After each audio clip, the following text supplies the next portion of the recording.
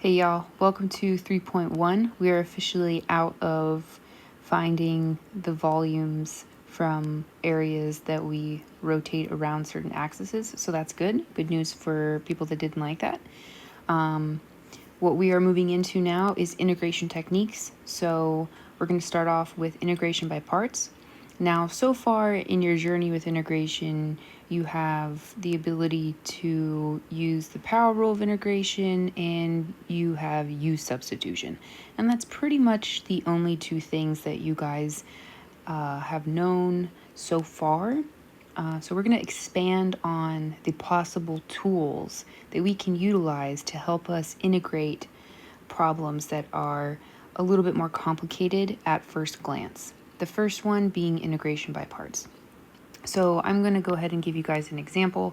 Let's say, before I get into this, that we wanted to integrate, let's see, something like this. Now, your first instinct would be probably to do a use substitution, maybe, right? If you guys notice, right here, I have x times e to the x dx. Now, the problem with use substitution is, let's say I let u be equal to x, then I would have to find the derivative of u, right, which would be dx. And if you notice, if I go in and try to replace what I have, so if I go in and say, okay, x is going to be equal to u, then I would have a u, and then I would have an e to the u, and I'd have a du. So as you guys can see, we've gotten absolutely nowhere, right? We have the same problem, just in terms of a different variable. So this is where integration by parts comes in. If you notice, my original problem here, I kind of indicated that I had one thing times another thing, right? So the reason why that's important is because if we think back to the differentiation rules that we learned about in Calc 1, we had a product rule that took care of the idea of taking the derivative of two things that are being multiplied together. So integration by parts is kind of like the integration rule for two things that are being multiplied together. Okay, so let's go ahead and look at our notes now. So going back to what I was talking about, the product rule here, if we have u, let me go ahead and move this over a little bit. If we have u and v, and we know that they are functions of x, the product rule basically says the following right here, right? It says the derivative of u times v is u times the derivative of v, right? Plus v times the derivative of u. Okay, now what we're going to do is we're going to play around with this rule, and we're going to go ahead and integrate both sides. All right, so there's our rule. We're going to integrate this side right here. So let me go ahead and draw. We're going to integrate this side. It's going to look like this. All right, so instead of just the derivative of u times v, we have the integral of the derivative of u times v dx. I know it looks weird, just bear with me. Then we're going to take an integral of the next part and integral of the third part there. Okay, so now, once we've done that, let's go ahead and zoom in a little bit there. If I kind of simplify these things, notice that the derivative and the integral kind of undo each other. All right, and if they do undo each other, then we're just going to end up with u times v there. Okay, so that takes care of the left side of the equation. Now, if we look at the right sides of the equation, all right, so this part right here, so we have the integral of u times dv dx dx. The dx's here kind of cancel, right? If they cancel, then what we end up with is u times dv. We still have the integral there. We're just going to leave it there. Going over to the third part here, the same thing pretty much happens with the dx's. They cancel, and if you notice, we have the integral of v du. Okay, so we're on the next line. Okay, so we have this now. I'm going to erase some of these arrows so it's not that hard to look at. Okay, so now we have that. What we're going to do is we're going to rearrange this and solve it for the integral of u dv. So we're going to isolate this right here, right, that part, and we're just going to bring it on over to the other side, and then we're going to move uv over here. And when we do that, we get this down here. Now this is the integral of u dv, which is equal to uv minus the integral of v du. Now, whether you guys realize this or not, that is this thing that I just circled. This is the formula that we are going to follow when we are performing this process called integration by parts. I'm going to show you guys how this works, even if it doesn't quite make sense right now. So once again, the left-hand side of what I've circled there in red, that's the integral of u times dv. That is the integral we're trying to evaluate. In our problems, that's going to be the integral we're trying to tackle. Now our goal when you're doing integration by parts, just like when you're doing u substitution, remember when you're doing u substitution, what you let u be is very, very important, right? Now, a lot of times when you were learning that way back in Calc 1, you would see that if you chose the wrong u, sometimes it made your integral not solvable, right? So the same idea is here for integration by parts. Our goal is to pick the correct u and the correct dv. And I'll tell you what that means in a second. Before I do that, before we jump to an example, let's just go ahead and look at this definition here of integration by parts. So this is this part right here. This is what we just derived, okay? And right below it is the same thing except with bounds. So if you do have bounds, it's helpful to follow that second formula that I just pointed to. Once you get your feet wet and you do a couple problems, it will make a lot more sense. But while you are in the beginning process of learning this, it is very helpful just to look back at the structure of the way that these two things work, especially with bounds. Okay, so now that we've said all that, I'm going to go ahead and get into an example, and you guys are you're gonna see what I mean by the importance of picking the correct u and the correct dv, and making sure you have all of the right parts labeled. Now, for example 1 here, we have the integral of x times e to the 6x dx. So if you guys notice, remember in multiplication, it's multiplication between x and e to the 6x, right? So remember I told you guys this is kind of like the product rule, but for integration. The problem with students learning a lot of these techniques is they start to really realize that a lot of the rules that you learned in Calc 1 are not completely undoable the way that we would like them to be. What does that mean? Well, think about addition and subtraction. If you add something, you can undo it with subtraction. They are interchangeable in the sense that one undoes the other, and it makes us all feel happy. However, the integration techniques and differentiation techniques, they are not the same way. They don't transfer the same way or relate the same way that addition does to subtraction. Okay, so having that said, we have our integral here. Let's go ahead and pick u. So I'm going to say that u is going to be equal to x. And just like u substitution, that means we're going to have to do a du. So du would be equal to dx. So we'll leave that to the side. Now obviously, we still have e to the 6x to deal with. So what we're going to do, now this is going to be slightly different than the way that I have it in my notes, but it will make sense. What I'm going to do is I'm going to say that dv is going to be equal to what's left over. What do I mean by what's left over?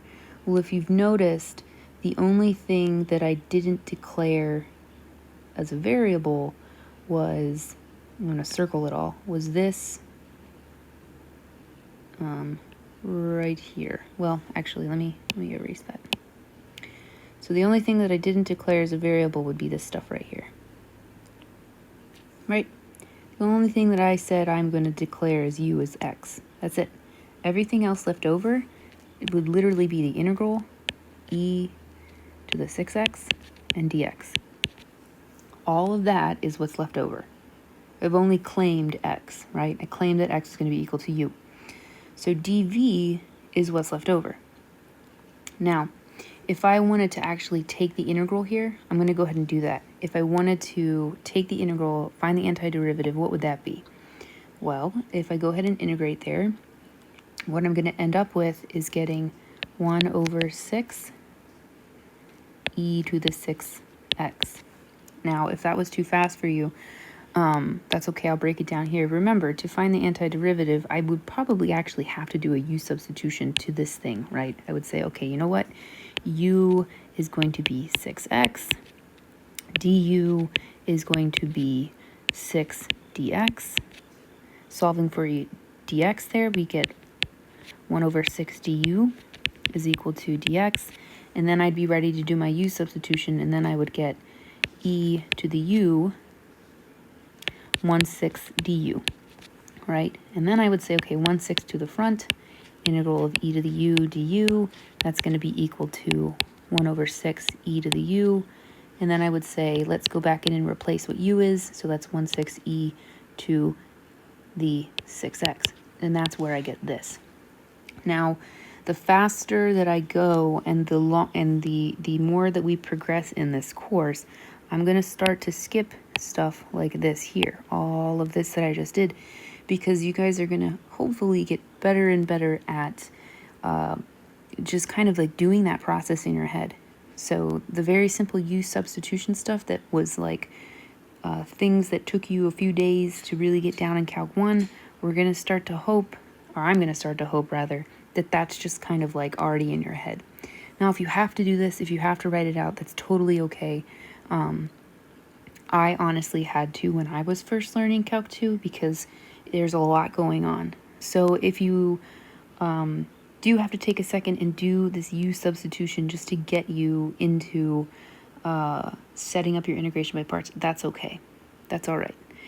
So what I'm going to do now is erase this stuff though, so I can continue with our problem. So there's all that goes.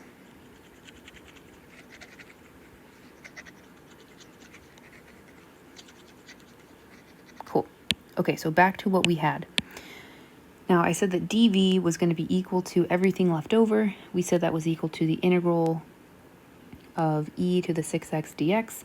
I took the actual integral of that, found the antiderivative, and it was 1/6 e to the 6x. So what we're going to call this is v. Now remember, if you have a derivative like dv and you work backwards, you should get its original form, which would be v. So kind of think of it that way. Like we had an integral and we found the antiderivative and we're going to call it v. Okay, so having that said, now we are ready to go with our integration by parts formula. So I'm just going to write that down for us so we can follow it. So the integration by parts is, the formula was the integral of u dv is equal to u times v minus the integral of v du. Okay. So now we're ready to go. If you guys notice, u was our x, right? And dv is everything that's left over, right? Okay, so hopefully that makes sense. All right, so now that we have our formula there, let's go ahead and compare. Let's do this in purple. All right, so our u was x. Our v, we said, is going to be 1/6 e to the 6x minus the integral of v. Now, v, once again, is 1/6 e to the 6x. And what is du? Du is just dx. So you guys see what we have left. The integral that we still have left to solve is going to be something that we can do. We have knocked this down to a problem that we can probably do a simple u sub and be able to obtain the answer. Now, before I get there, I do want to simplify a little bit. So I'm going to clean this up. I'm going to bring 1/6 to the front. So I have 1/6 x e to the 6x. You guys can write that whichever way you want. Same thing. I'm going to bring 1/6 to the front of the integral. So I have 1/6 times the integral of e to the 6x dx. Now, if you guys notice, this is something we've already done before. We actually had done this integral. I broke it down for you just a second ago, so I'm just going to go ahead and write the answer there. Once again, though, if you were doing this without having just done it, you would have to do u substitution, right? Okay, so my final answer is going to be just 1/6 x e to the 6x. That was already in front. We're going to have minus 1/6, and then we're going to get 1/6 e to the 6x, and then plus c. Now we can simplify that just a little bit, so let's go ahead and simplify it as much as we can. So we have 1/6 x e to the 6x minus 1/36 e to the 6x, and then plus c. And that is it. That is our answer. So, whoops, let me zoom out for a second.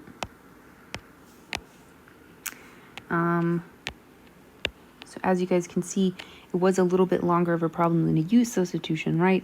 And again, if you're going through your integration problems and you know that you're like obviously not doing 3.1 homework, but you're doing any integral, right, it's not from 3.1, you always do want to maybe start with u substitution and see if you can do it. And then if it doesn't work out, then jump to integration by parts. But you guys are going to get very good at recognizing, usually pretty much off the bat, that you're going to need integration by parts. Okay, so let's leave this problem. Let's go ahead and take a look at another one. And here we are at example 2. Okay, so let's go ahead and zoom in. Let's check this one out. All right, so we have the integral of x squared plus 1 times sine x dx. So once again, if you guys notice this, I have one thing times another thing here. So remember, I told you integration by parts kind of is like the product rule for integration. It's just a lot more complicated. At least it seems like it at first. Okay, so our task, let's say we didn't know we had to do integration by parts. What would you do? You would say, well, let me try u sub, right? So if you tried u substitution, you would say, okay, well, maybe you can be sine x, and then the derivative of sine x is cosine x. Is there a cosine x anywhere in here? No. So that's not going to work. Then you could say, okay, well, maybe I'm going to do x squared plus 1. And then du is going to be 2x dx. Is that anywhere up here? No. So hopefully if you did go down that avenue through a process of elimination, you would see that u substitution is not going to help. Okay, so let's erase this stuff. Now that we have determined that we are probably going to have to use integration by parts, we need to pick the correct u, and we need to pick the correct dv. All right, so let's go ahead and let's say that u is going to be x squared plus 1. Okay, that means that du is going to be 2x dx. Awesome. Now let's go ahead and pick, well, you don't really pick dv, you just kind of look at what's left over. So what's left over? What's left over is the integral and sine x dx, right? So that's your dv. So dv is going to be equal to sine x dx. Now notice I didn't write the integral because technically it's kind of weird to write the integral there when you're declaring what dv is. To undo dv to get to v, you would have to take the integral of this, right? You would have to do that. Now, the way that some people change this notation is they might do this. They might call this like little v, and then once you find the integral, then they call this here, they call the antiderivative of that capital V. Some people do that. I don't know, whatever works for you. But whatever you do, remember that dv is basically everything that's left over after you do your u sub, after you pick what u is, right? And then in order to find v by itself, you have to take the integral of this. You actually have to do it and find the antiderivative. So let's actually go ahead and do that now.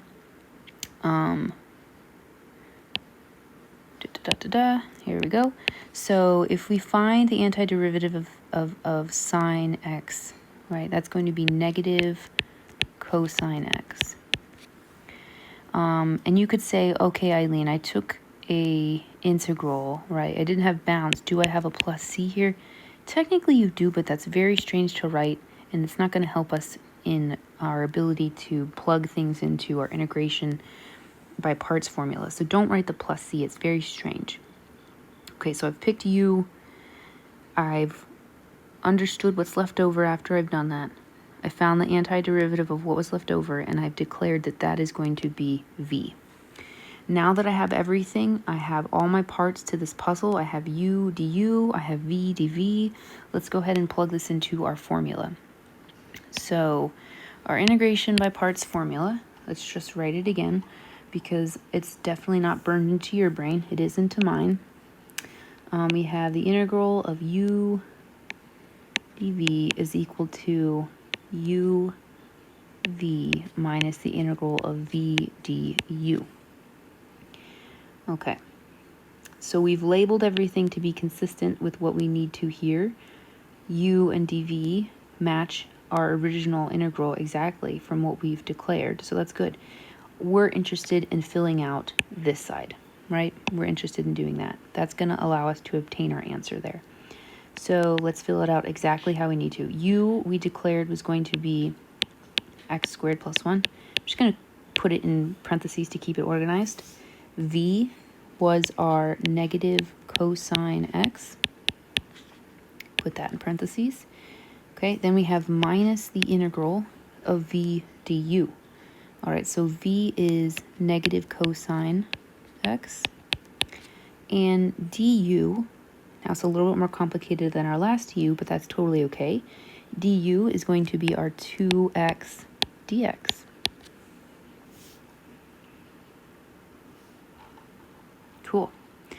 Okay, so now that we have that, let's go ahead and try to simplify as much as possible and see what we can come up with.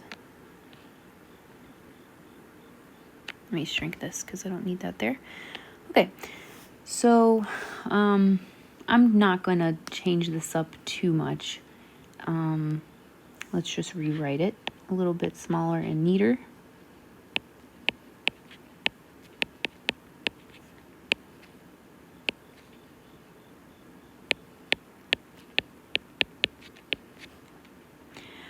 This double negative here, if you guys notice, I have a negative here and a negative here. Let's just go ahead and bring that to the front.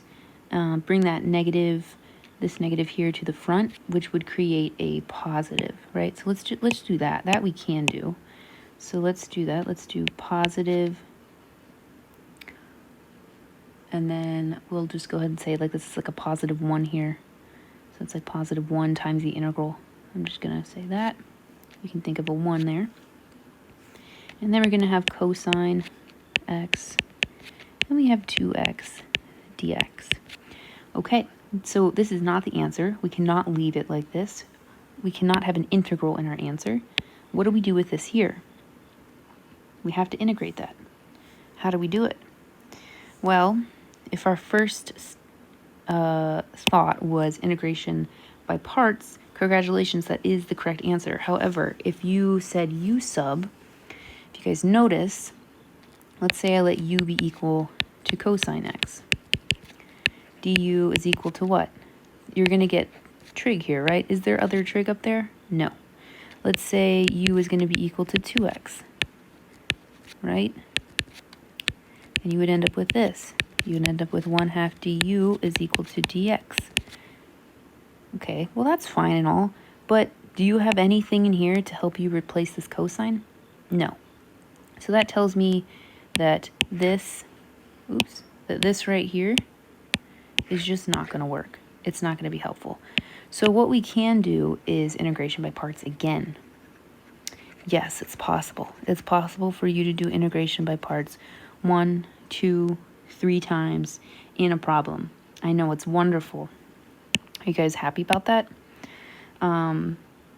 If you're not, then I apologize. There's nothing that I can do to help you out other than say that I had to do this too. So we both had to suffer. I'm sorry. So if we're going to do integration by parts again, totally fine. We want to do the same thing. We're going to pick u. Let's do that first. So if we pick u, let's go ahead. Let's say that u was going to be, let's see, 2x. And then we say du would be what? The derivative there. So that's going to be 2 dx. We'll just leave it at that. Beautiful. Now let's go ahead and locate everything that's left over. So what's left over? It's going to be cosine and your dx, right? That's what's left over.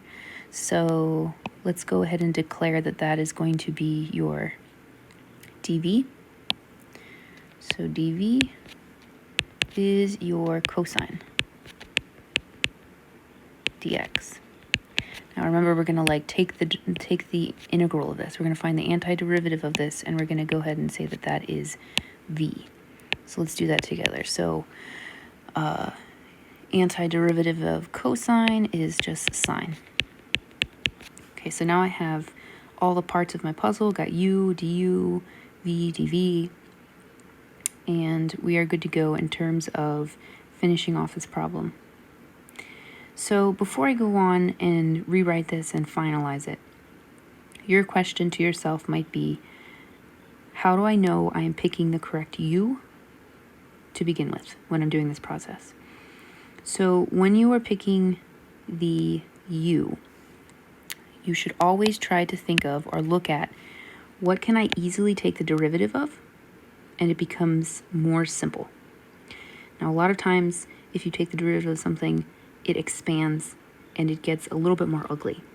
Now, that can work sometimes, but more often than not, when you take the derivative of something, it should get more simple. Now, that goes for dv as well. Whatever dv is, whatever you have left over, finding the antiderivative of it should also be simple. If it becomes more lengthy and ugly, then 9 times out of 10, you may have picked the wrong u. Now, if you're going to say or ask me or email me, is there a way to pick the correct one every single time? No. You have to go through the process of kind of learning what's most commonly picked, or once you go through the process and do a bunch of problems, you'll get in the habit of kind of seeing what you should pick. But it's part of the learning process. You're going to have to sit there and struggle, and you are going to pick the wrong u. It is going to happen. And you're going to pick u, you're going to find du, you're going to notice what dv is, you're going to find the antiderivative of dv, and you're going to find v. You're going to set up your integration by parts, you're going to plug everything into your formula, and then you're going to get stuck. It's just going to happen. That is part of the process of learning integration by parts. So have fun with that. I'm going to keep moving on here, and we're going to go ahead and finish this one off. So the thing you don't want to forget is that all of this stuff at the beginning is still very important. That is part of your answer. Do not forget it. Do not erase it. Copy it down. Keep it. So I'm going to do that exactly. So we have x squared plus 1. We have negative cosine x. And then we're just going to go ahead and right here, I'm just going to do a bracket just to kind of like differentiate that we're starting our new integration by parts here. So notice I have everything the same, and I got my plus symbol too. And then we have a bracket. Okay, so let's do this. We got UV first. That's in our formula. So we're following this again, right? We're following this right here. Right, we have UV first.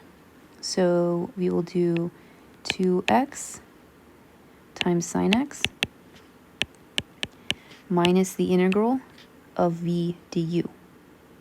Now v is sine x, and thank God du is just 2 dx.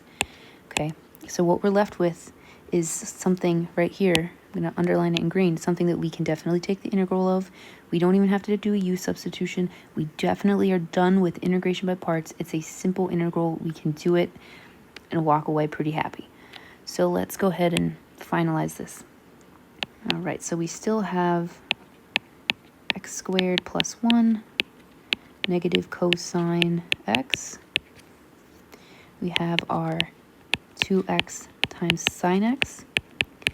I'm going to bring 2 to the front, so we have negative 2 out front of the integral. Okay, and one last line. Let's go ahead and write all this down.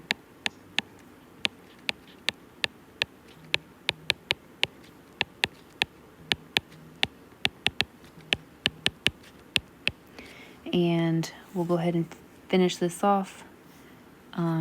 Antiderivative of sine, we're going to go ahead and get cosine x dx. And that's the end of that problem. Oh, just kidding. We don't have a dx there. What am I talking about? I need you to write a plus c. Now that's the end of that problem. Cool. So yes, it's long. Yes, they're going to get disgusting, but it is what it is. So, the more that you do of these, the better you are going to get, and the less painful it is going to seem. My words of advice here: keep your work neat. It is going to be very easy to confuse your handwriting and get lost in your problem. If you have bad handwriting, you better fix it, because when you're doing stuff like this, it could potentially get longer. We're actually going to do one that you guys are not going to be happy with. It's quite long, and if you do not keep track of your work, you will make a mistake. So just be careful with that. You guys can do it.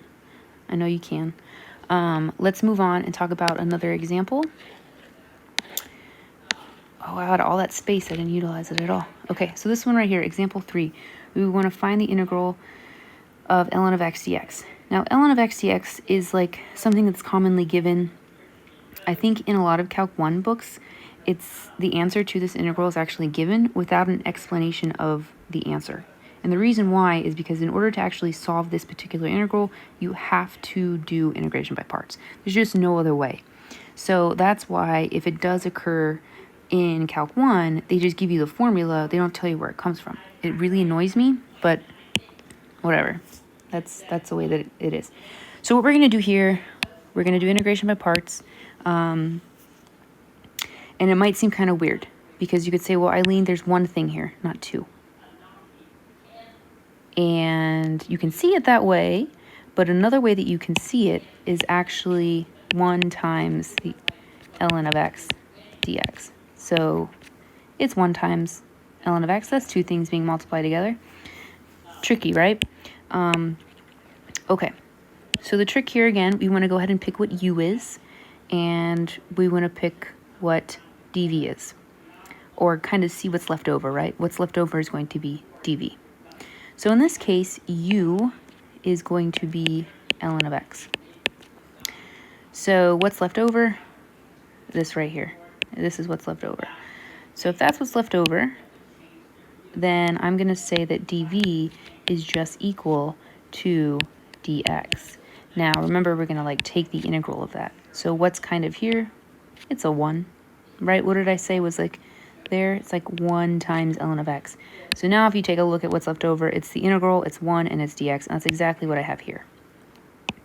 All right, so let's go ahead and take the derivative of u. So finding du, it's going to allow us to obtain 1 over x dx. And then if we come over here and complete this integral, the integral of 1, you guys can do it. The integral of 1 is actually x. So v is going to be equal to x. All right, so if we follow our formula, all right, what's our formula again? Let's just write it down just so we can look at it together. So the integral of u dv is equal to uv minus the integral of v du.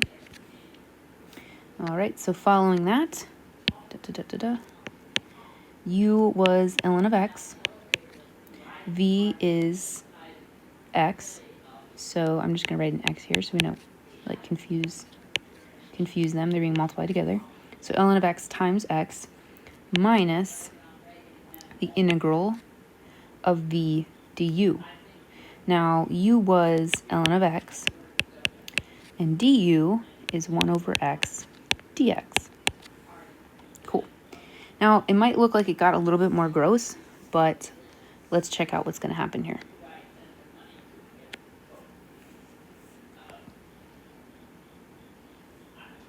Oh, actually, I think I've done something wrong.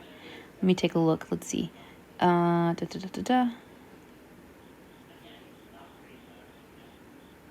yeah. Why did I do that? You guys see what I did? This is not supposed to be there. It's the integral of v du, and I just wanted to write ln of x. I wanted to make it look more gross. So if you pause the video there and were like, what? Hopefully you didn't pause it for too long and you could see that I saw what was wrong. Okay, so what does go there? It's just x. There you go. Now that looks a little bit nicer. Okay. So there we go. So we have x times ln of x. And when we simplify what's on the right side of our integral, it's x times 1 over x. That's just 1. Holy smokes, that's pretty easy, right? I think it is. Hopefully you think it is as well. So if we finish this off, x times ln of x, what's the integral of 1? It's going to be x, and we have our plus c, and boom, we're done. So a lot of times this formula is given to you guys. This is given to you a lot of times in books, but this is how you obtain it. You have to do integration by parts.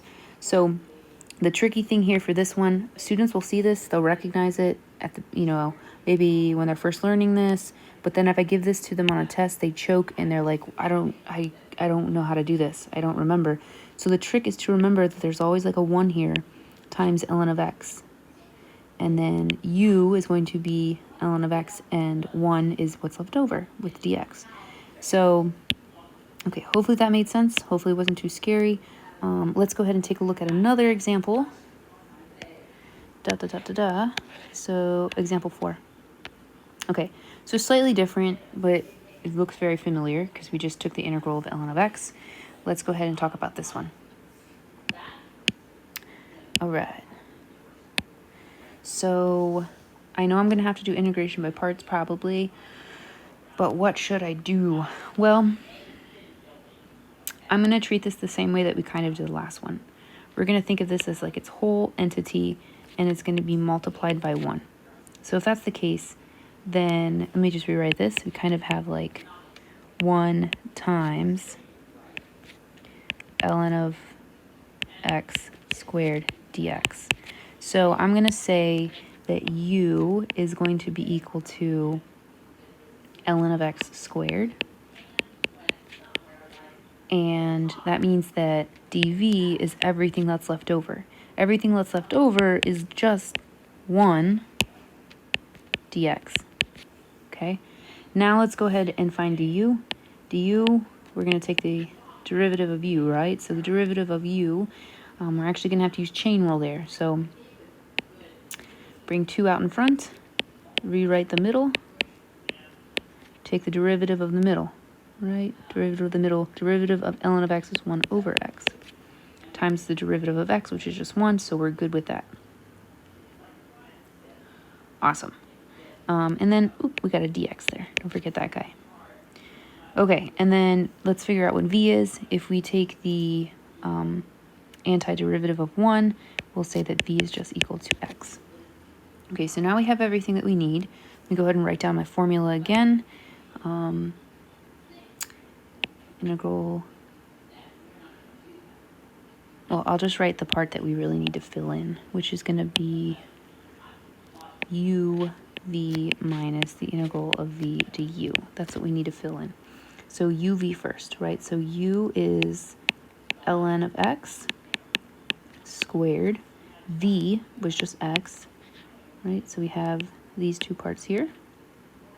Okay, then we're going to have minus the integral of v du. So v was just x, that's nice. Du is slightly more complicated, but let's go ahead and fill it in and see what we got here. So I'm going to say 2 ln of x, and then we have 1 over x, and then we have dx. Okay, so if we just look at what we have here, I'm going to zoom in a second. If you guys notice, in the integral that I've created, these x's are going to cancel, which is nice. And let's kind of rewrite what we have. So I'm going to write a little bit smaller because I know I'm running out of space here. So we have ln of x squared times x minus the integral of 2 ln of x. Let's go ahead and pull 2 out front, actually. Let's pull 2 out front, and that means we're going to have ln of x dx. Oh, we actually just did this. We just did this above. If you guys remember, it is there. So instead of redoing integration by parts for that one, I'm just going to go ahead and write down my answer. So, all right, so we're going to have ln of x squared times x minus 2, and then we'll go ahead and input our answer from the last example that we just did. It was x ln of x minus x, if you guys recall. And then we tack on a plus c, and we're good to go there. So you guys could distribute that too if you'd like. I'm just going to leave it there. I'm talking about this guy right here. You could distribute it if you'd like. I'm just going to leave it. It doesn't matter. That is the answer. Okay. So let's move on. Talk about example 5. Okay. So in example 5, we have the integral of arc sine. And once again, it's kind of like a strange problem to see right off the bat, because if you just look at it, it's like, well, this is the only thing that's there and it's not being multiplied by anything else. But if you recall, or if you've ever seen, or if you've ever looked at a problem that's like this, it is kind of hard to do u substitution. It is impossible to do u substitution, actually. It's not going to work if you do, and I don't know if you guys have memorized what the integral of arc sine is. If you have, then congratulations. I never have. What we are going to do to tackle this is integration by parts, and we're going to do it in a very similar way that we tackled ln of x. We're going to see this as like a sine inverse of x times 1, or 1 times this thing. So having that said, we're going to let u be sine inverse of x.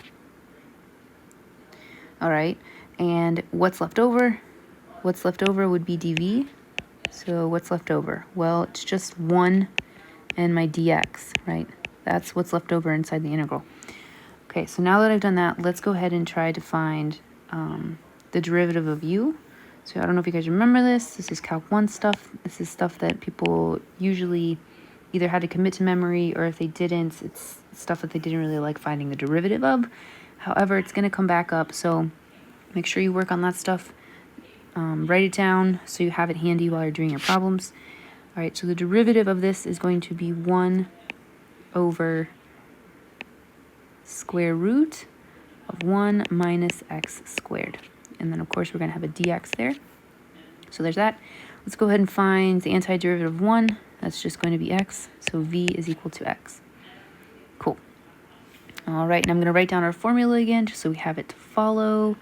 So we have u times v minus the integral of v du. That's what we need to follow. All right, so let's do it.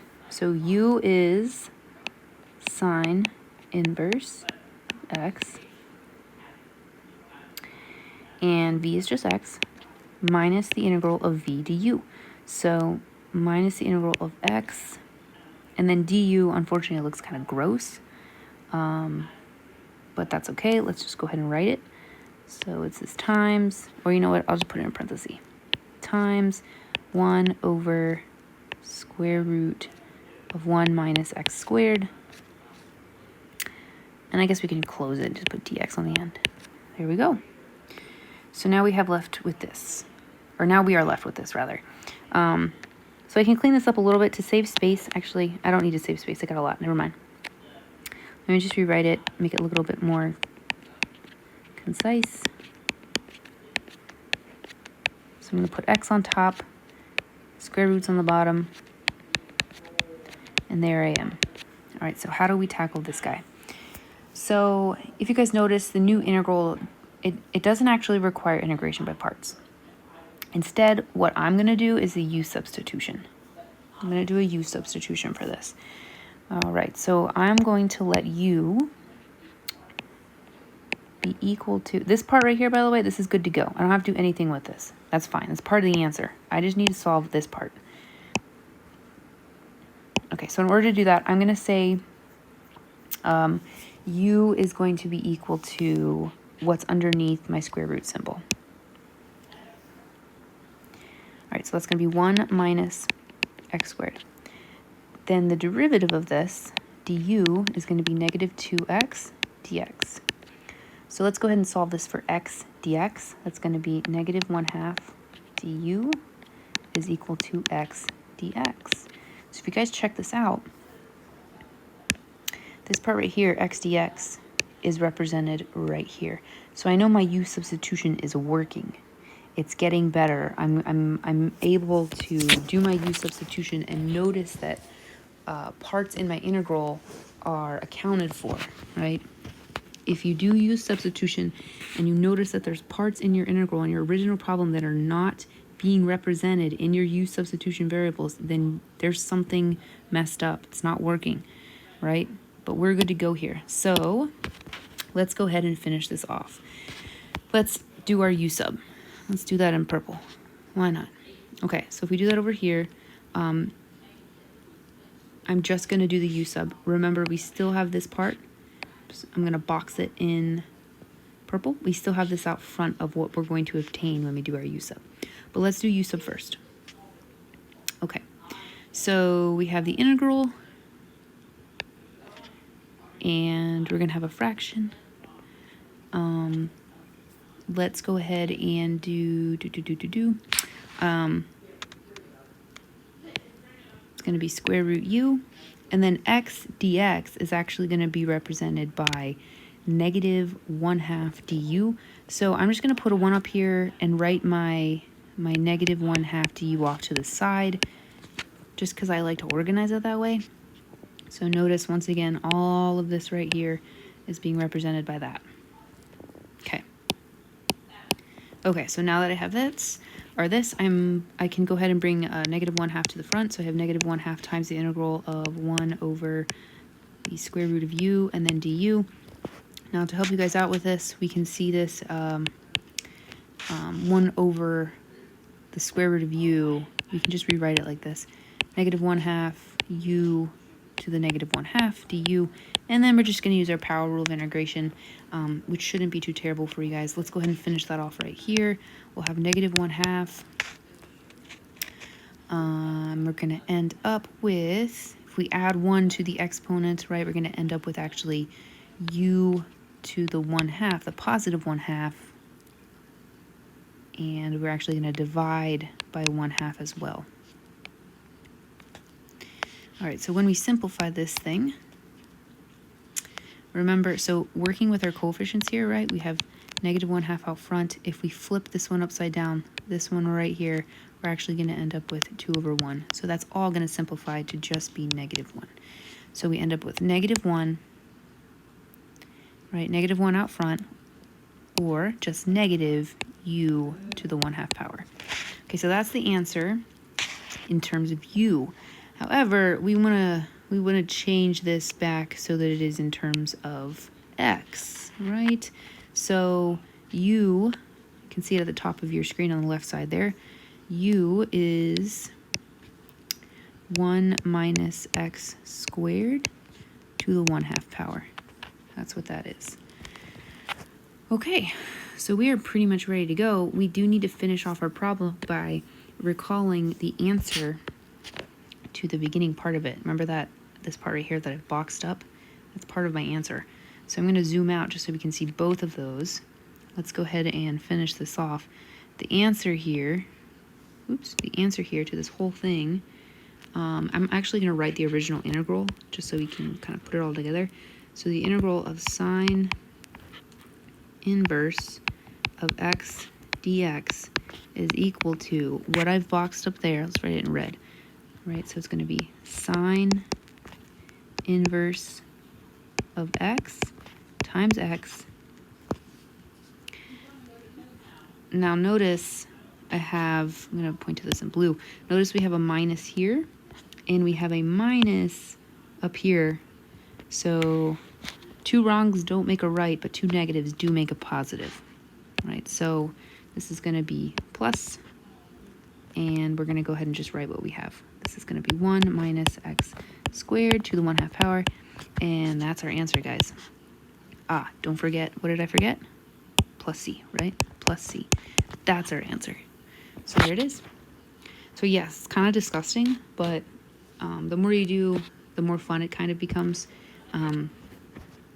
I didn't like integration by parts when I first learned it, and then once I started to pick the right u and it became a little bit more smooth, it did seem like a little bit of a fun puzzle. Okay, so let's move on, and we're going to talk about, what do we have left? What do we have left? This was example 5. We'll move on to example 6. Example 6, doesn't that look extremely similar to what we just looked at? It should. It is the same exact problem. The only thing is that we have bounds, right? We have bounds. So I suggest that you kind of ignore bounds for now, integrate using by parts, and then evaluate once you are finished your integration. Just because it's going to be a little bit more simple. And so basically what I'm saying is do not change your bounds. Do all of your integration by parts. When you get to the very end, your answer is all going to be in terms of x. You're going to resubstitute, go back, everything's going to be in terms of x. Then go ahead and plug in your original boundaries. So the only reason why I say that is, once again, it's just going to make your life a little bit more simple. Now you have the task of learning integration by parts first and getting that down. So don't worry about bounds. Okay, so having that said, I do know the answer to this integral because we just did it. So let me go ahead and write that answer down again. Recall that the answer to this thing, let me go ahead and zoom in here. The answer to this thing without any bounds, right? Let me just get rid of my bounds for now. This was x sine -1 of x. Only writing that a little bit different because in the last problem I wrote x over here. Whatever, not too big of a deal. So it's x times sine inverse of x, and then we had plus our 1 minus x squared, and that was raised to the 1/2 power, right? So we had a plus c. In this case, when I do have my boundaries, we're going to say that this thing does need to be evaluated from 0 to 1. So I'm going to go ahead and plug in my bounds down here just to do it for you guys. Remember, we plug in our upper bound first. So that would be 1 times sine inverse of 1 plus 1 minus 1 squared to the 1/2. Okay, so we'll close our bracket there. Then we have minus our second boundary plugged in, our lower bound rather. So that's going to be 0 times sine inverse of 0 plus 1 minus 0 squared to the 1/2 power. Close our brackets, and there you guys have it. So this is actually going to come out to be pi over 2 minus 1. And that's our answer. You guys can leave it in that terms. I think this would even work on web work if this was like the answer that you got. So there you go. Again, plug in your bounds at the end. Okay, having that said, let's move on to example 6. Or example 7, just kidding. You guys are going to love example 7. So example 7,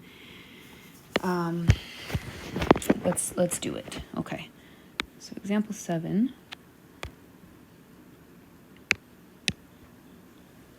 All right, so I know it's going to be integration by parts. It's a very easy problem to see. The reason why is because we have this thing right here times this thing right here.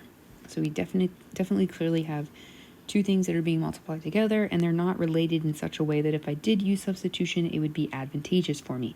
In fact, it would get me absolutely nowhere. So having that said, we need to go ahead and declare what u is going to be so that we can figure out what's left over, which will subsequently be our dv.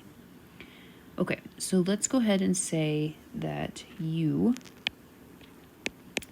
is going to be equal to e to the negative x. All right, having that said, what's left over? What's left over is this right here, right? So that means that dv is going to be equal to cosine of 2x dx. All right, let's go ahead and find du. Du is going to be equal to negative e to the negative x dx. Remember, the derivative of e to the u is e to the u times the derivative of u. So in this case, we have e to the negative x. Derivative of that would be e to the negative x times the derivative of negative x, which is negative 1. So that's where we get our answer there. All right, going back over to dv. Remember, it's like we have to take the integral of this in order to get v. So in this case, now you would have to do a u substitution in order to actually get the answer here. Why would you have to? Because if you notice, this right here is not just x, it's a 2x. So we would say that, let's do this over to the side actually, just so you guys have it and you can follow. We're going to say that u is going to be equal to 2x, and then du would be equal to 2 dx. Then we'd end up with a 1/2 du is equal to dx. And what we'd end up when we do our u substitution is cosine u times 1/2 du.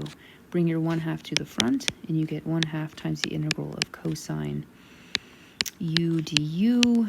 And as you guys can see, you're going to have 1/2 sine of u, and if you replace u with what it was, you'll end up with 2x. And that is what we're going to write there for v. So v is going to be equal to 1/2 sine of 2x. And I'm going to erase all this green stuff so that I have more room. Okay, so now we need to follow our formula and plug everything in. Cool. So what is our formula? Let's just write that down so we can take a look at it. It is uv minus the integral of v du. All right, so let's do it. All right, so uv is, let's see, I'm just going to put these in brackets to help differentiate. So u is e to the negative x,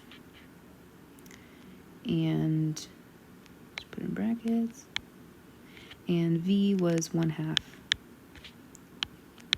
sine of 2x. Okay, so we have u and v minus the integral of v du. So minus 1/2 sine 2x, and then we have du, which is going to leave us with the following. So we'll have negative e to the negative x, and then we have our dx. Okay, so technically what we have does still look kind of gross. I'm going to clean it up just a tad bit before we move on. So I'm going to rewrite these two brackets as one big thing. So in doing so, I'll write 1/2 first, and I'm going to write 1/2 times e to the negative x sine of 2x. Okay, then we have minus. I'm going to bring 1/2 to the front. So 1/2 times the integral. And I'm going to go ahead and clean this up as well. Actually, I'm not going to bring 1/2 to the front yet. I'm just gonna rewrite it. So 1/2. And let's see, I can bring, so this negative from the e, I'm going to go ahead and write it out front. So I'm going to do -1/2 e to the negative x sine 2x. And then we have our dx. Beautiful. So yes, it does look longer, and I know at the beginning of the lecture I kind of told you that the way that you're going to pick u and v is so that when you plug everything in, you get something that looks a little bit nicer. Well, if you did notice, finding the derivative here, finding the derivative of u, it was pretty simple. It was easy to do. And finding the antiderivative of dv, that was also pretty simple as well. However, when we plugged it in here, it looks kind of gross. However, we're going to keep going. We're going to keep going, and you guys are going to see why in a second, or in a couple seconds, depending however long it takes me to talk to you guys. Okay, so what I'm going to do, these two negatives right here, I'm just going to bring this to the front. I'm just going to do this in this step. So if I do that, that's going to leave me with just, I'm just going to write it in black so you guys can see the change. This is going to be plus. So it doesn't look any better. It still looks pretty gross. However, we're going to keep going. If you guys notice, this part right here is going to require integration by parts. If you didn't notice it, you will probably arrive at that same conclusion because it looks really similar to our original integral in the sense that we have e to the x times a trig function, right? It's very similar to where we began. So I'm going to do integration by parts again. To take care of this. So let's go ahead and do that. Remember that this part here, this beginning part before the addition symbol, that is part of our answer. That will be copied down. We don't want to throw that away. That is very valuable. Let's go ahead and tackle this blue part. Let's tackle the rest of this. So let's choose u. Let's do this right underneath it. Let's choose u to be e to the negative x. What's left over? Well, what's left over, we're going to declare that's dv, right? What's left over is the 1/2 and the sine of 2x dx. All right, so let's find du. Derivative is going to be, once again, negative e to the negative x dx. And then remember, it's like we're taking the integral here to find v, right? So that's going to be, that is going to be -1/4 cosine of 2x. If you guys want to pause to make sure that you can get that on your own, you're just going to have to do a u substitution of this guy right here, and you'll basically arrive at this. So if you want to, you can take a second to do that. I'm going to go ahead and continue on, and we're going to set up our formula again. So, let's do this. Okay. So, we want to do u v minus the integral of v du. That's the formula that we're following here. All right, and if we do that, what we're going to arrive at is u, let me write that first, right? So e to the negative x, v is going to be -1/4 cosine 2x minus the integral of v du, so -1/4 cosine 2x, and then du. And du in this case is still quite ugly. Let's go ahead and copy that down. It's going to be -e to the negative x dx. So still kind of gross. still kind of gross. I promise it's going somewhere. I swear it's going somewhere. So now that we're at this juncture, I think what I'm going to do at this point is kind of take everything that I have and rewrite it. So if you guys notice, I still have this green answer here underlined. That's part of my answer, correct? Right here, I'm underlining it again. And now I have this new part here. And I still have this pesky integral here. Okay, so I still have all of those parts. I'm going to write them side by side. And what I'm also going to do is say that all of those three parts are equal to my original integral. So I'm going to zoom back out so you guys can like remember your original integral is this right here. So I'm going to say this thing is equal to those three parts. So let's go ahead and do that. All right. So we have the integral e to the negative x cosine of 2x dx. Okay, that's our original integral. Let me zoom in and we're going to copy our three parts that I have underlined there in green.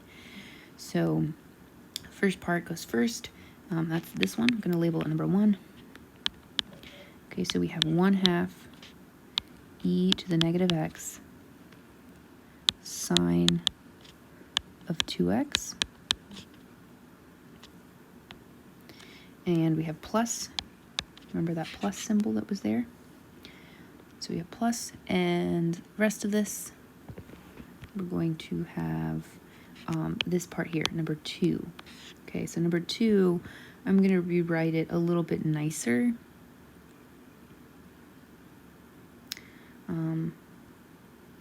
Okay, so we have, I'm just going to write this down. We have 1/4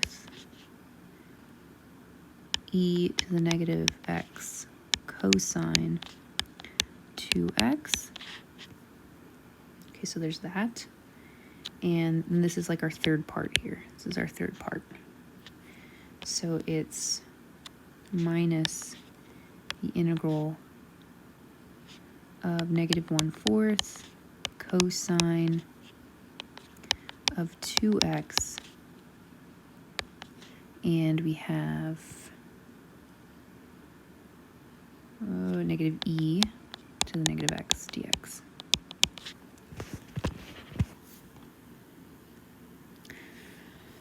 Okay, so there's that. It looks quite gross. However, just want to make sure I have everything correct before I continue on.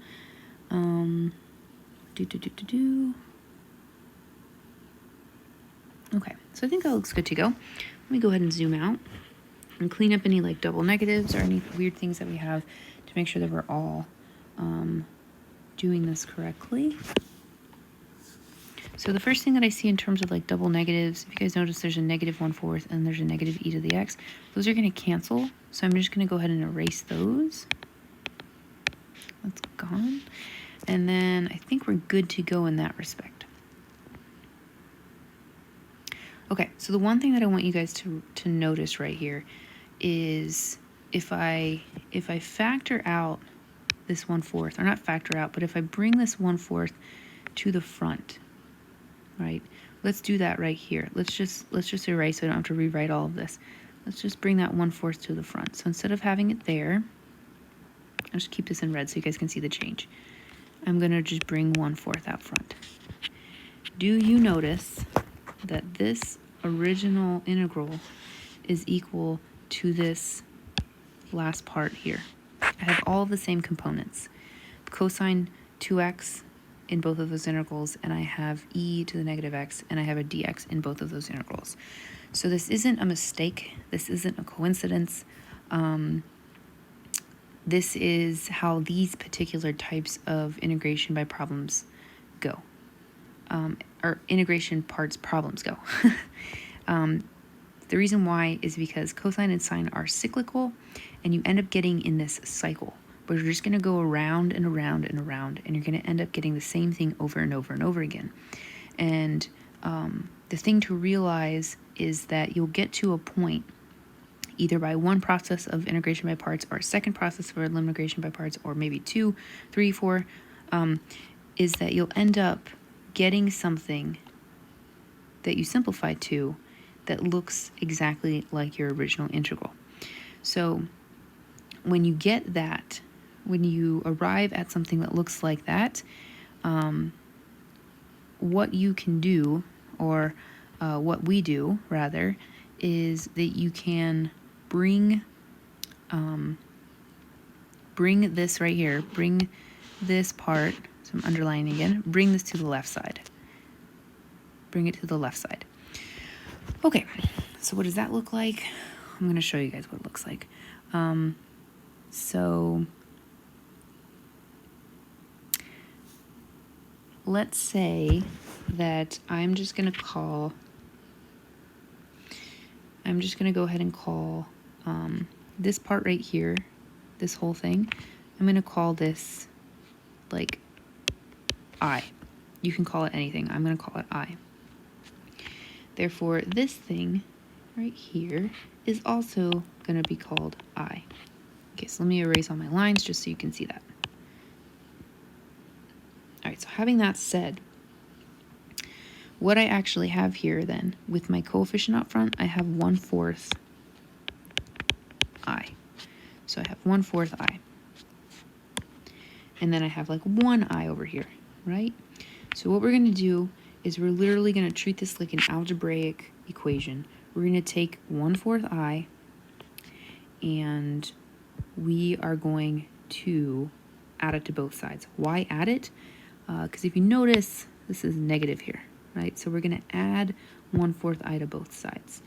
What that's going to do is that's going to cancel this side over here, and we're literally going to add an I. So I'm going to keep this as simple as possible. If we have 1 I over here, 1 I, and we add 1/4 I, how many I's do we have? We have 5/4 I, right? We have 5/4. Okay, so I'm going to leave that as that. I'm going to leave it in terms of I. And so we basically have 5/4 I is equal to all of this stuff. I'm going to underline it in red. All of this stuff here that I haven't done anything with. This right here, I'm going to box it. I haven't done anything with it. That is going to be what we write below. So we're going to say that this is equal to 1/2 e to the negative x sine of 2x plus 1/4 e to the negative x cosine of 2x. Cool. Now, what should I do? How do I finish this off? Well, you can rewrite what I is if you'd like. You can do that. And that's kind of what I am going to do. I'm going to do that in a second. Before I do that, I'm just going to leave it in terms of I. You guys know that I is standing in for that entire integral. It means that entire integral, I subtracted that entire integral from, or added it to one side. Or both sides rather. So I'm going to leave it in terms of I for now. I will write it in a second. What I do want to do is get rid of this 5/4. I'm going to get rid of it. It's just a coefficient. So if I get rid of 5/4 on both sides, that means I'm going to multiply both sides by 4/5, right? I'm going to multiply both sides by 4/5. Okay, so I'm going to multiply this side as well by 4/5. Cool? So if I come down here now, I have I, which is standing in place for an entire integral, I is equal to 4/5 times everything I have in my red parenthesis there. So if I distribute the 4/5, if I'd like to do that, you guys can if you want. If I distribute it, what am I going to get here? Well, if I take 4/5 and multiply it in with this first term, I'm going to basically just have 4/10 e to the negative x sine of 2x. Okay, there's the first one. And then if I multiply it with this one as well, I'm going to have 4/20 e to the negative x cosine of 2x. Now I can leave my problem like this. I can reduce those fractions that I have there. I'm going to go ahead and reduce them, and I'm also now going to replace I with what it is equal to. Remember, it is equal to that entire original integral. So I is standing in place for the integral of e to the negative x cosine 2x dx. And now the answer to that integral is the following. I'm going to reduce my fractions. So 4 divided by 10, we can reduce that. That's just going to be 2/5 e to the negative x sine of 2x. And I'm going to reduce 4/20 to just 1/5 e to the negative x cosine of 2x. And let's add our plus c, and we are done, guys. That is it. So this is our answer to our original problem. Okay, so I know that's probably really gross to watch, but it is possible that you guys do have problems like that. Remember, if you end up with something that looks similar to this, in the sense that you're getting integrals after you do your integration by parts maybe once or twice, if you end up getting something that's cyclical, make sure that you're doing this technique where you take your original integral and set it equal to your simplified integration by parts setup, so that you can see you are getting something that is equal to your original integral. Okay, so having that said, I'm going to move on, and we're going to talk about example 8. So let's go ahead and do this one. So this is an example where u substitution is probably going to come in handy. So I'll show you guys what I mean. So let's just go ahead and say that this part right here looks kind of weird. Let's say that that's equal to u. Okay, so u is equal to square root x. Okay, so that means that du would be what? Well, let's see. If you rewrite this as x to the 1/2, maybe that's going to help you guys see it a little bit nicer, right? We're going to end up with the following. It's kind of weird to write, so you can also just write it like this. Okay, so we have u, we have du.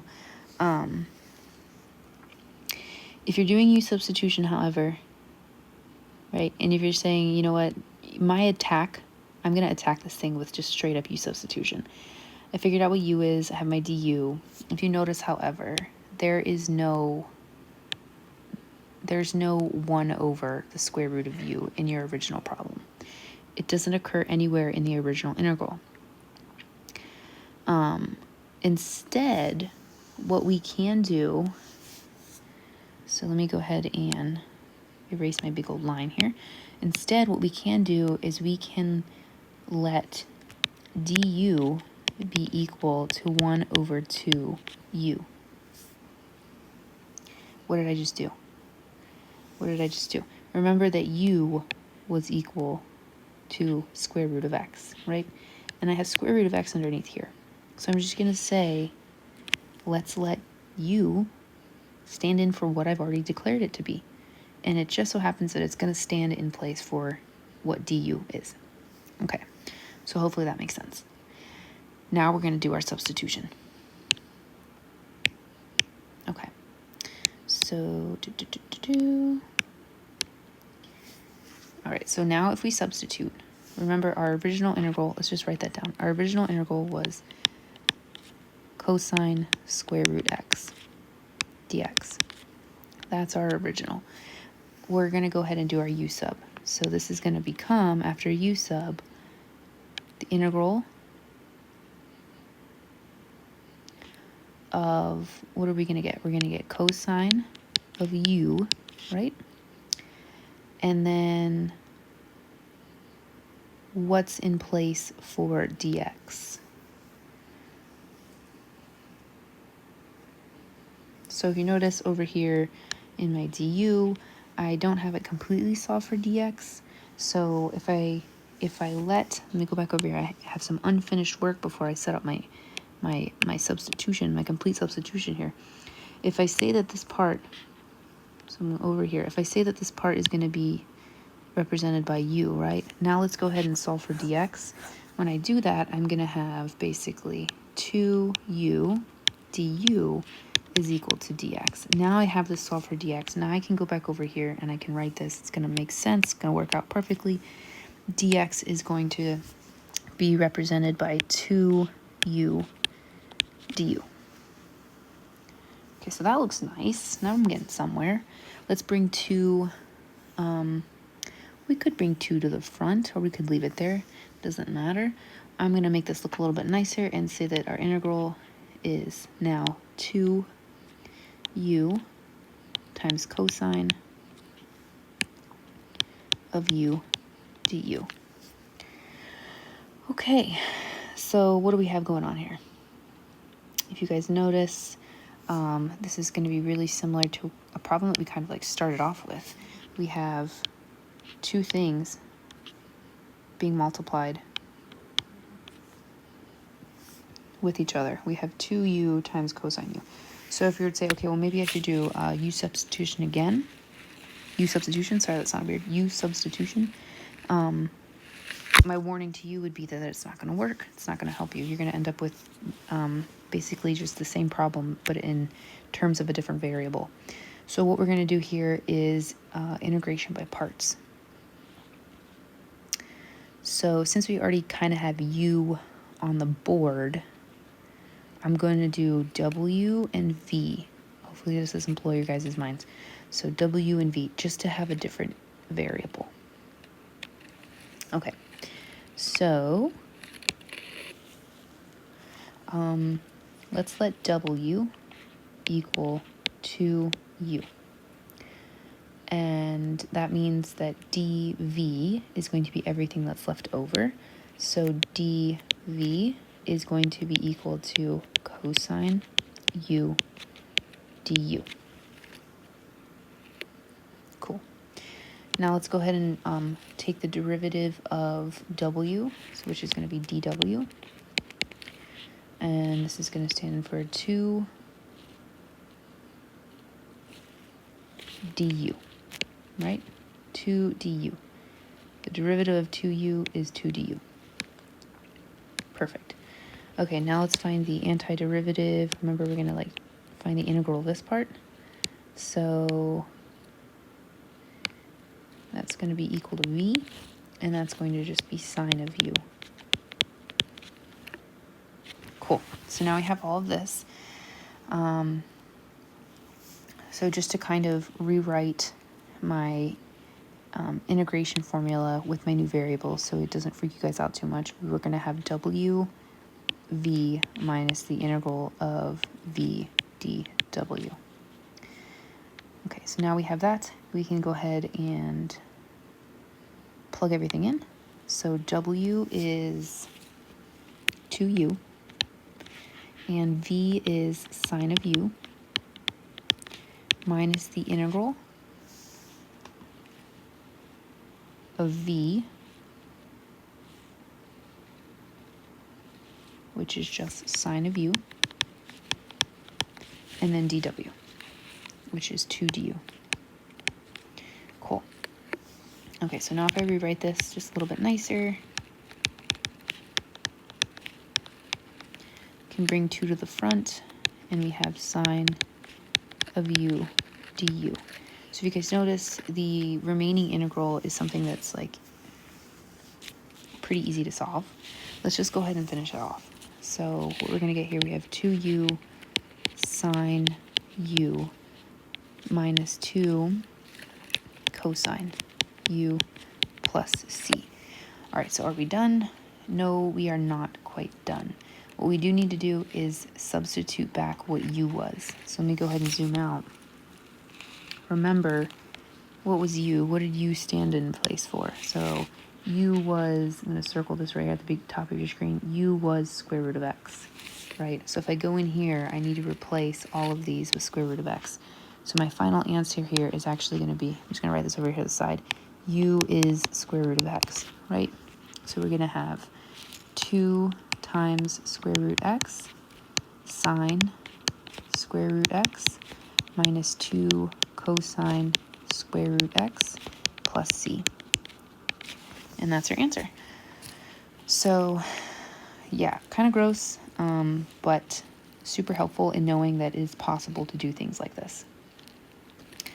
Okay, guys, so just to kind of recap, the important thing when you're doing u substitution is first and foremost decide that you need to do it. Remember, if you have two things that are being multiplied together and u substitution doesn't work, then you're probably going to have to do integration by parts. So once you determine that, then stick with integration by parts. The next thing that's tricky is figuring out what u is going to be, and then everything that's left over would be your dv. The way that you want to pick u and dv, you want to pick a u that's easy to take the derivative of, and you want to pick a dv in such a way that finding the antiderivative of it is also simple. Now, I didn't do anything on purpose so I guess what I could have done is showed you guys an example of where I picked the wrong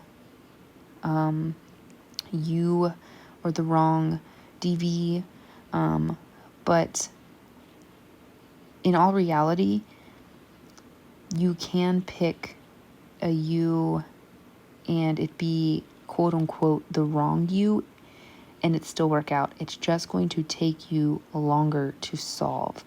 So when I'm saying pick the right u, I'm saying pick one that's going to make your journey easier. Can your journey eventually end in a successful accomplishment in the sense that you get an answer? Yes. Is it going to take you a long time? Probably. Do we want to save time in math? Yes. So you're going to have to go through the work of setting things up and probably picking the wrong u in the sense that it's not going to turn out, a short road. Anyway, so sorry for that rant, but let me know if you guys have problems on integration by parts. I can do a couple of problems from the homework by request. And what I mean by that is like make a homework video where I go through web work and kind of show you things. But I do want you to struggle a little bit, and because that's how you guys are going to learn. All right. Anyway, thank you guys for watching.